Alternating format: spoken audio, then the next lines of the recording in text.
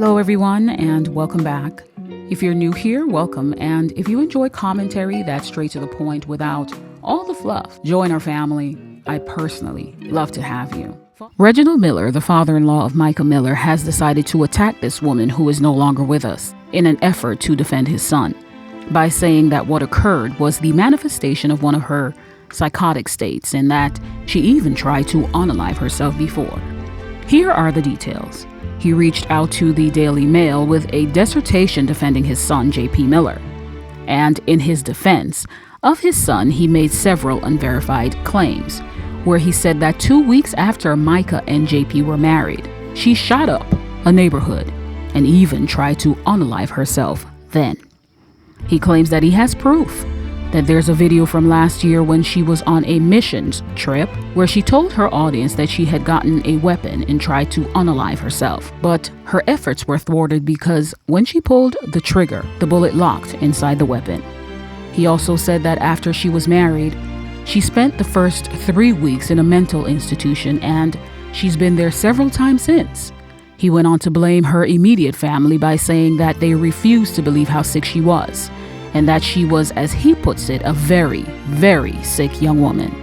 He wanted to make it clear that his son was not with another woman at the time that Micah met her end while he was in Charleston. He had some questions for us. He asked, "Is the smile that we saw on her face while she was buying the weapon, was that the smile of a distraught woman?" He wanted to know if we heard her crying or upset on the 911 call. He answered his own question by saying no, and added that her demeanor was because she was in what he calls her psychotic state. He said that if her family had left her alone the last time that the doctor put her in the mental facility for a minimum of 3 weeks and hadn't checked her out and convinced her that she didn't need drugs, he believes that she would be alive, happy, and singing in church on Sunday.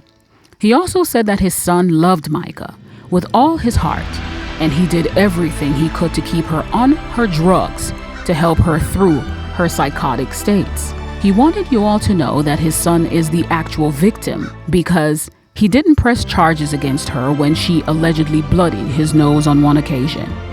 This man ultimately blames Micah and her family for what took place, and he's requesting to be left alone and to allow his son and their family to grieve the loss of his daughter-in-law in peace. Mind you, this is the same man with a checkered past, which I've done some research on, and that video is available and will be linked in the top right of this video. Not to mention that as we speak, there's a group of Pakistani men who are saying that he should be arrested on sight for his behavior when he was over there on one of his missionary trips. As they say, the apple doesn't fall too far from the tree, and J.P. Miller is his father's son. Do you all believe any of the things that he said about Micah? And do you think he had anything to do with her demise? Let's hope that now that the FBI, U.S. attorneys, and sheriff's office have joined forces to investigate Micah's passing, it will yield some answers as to what really happened.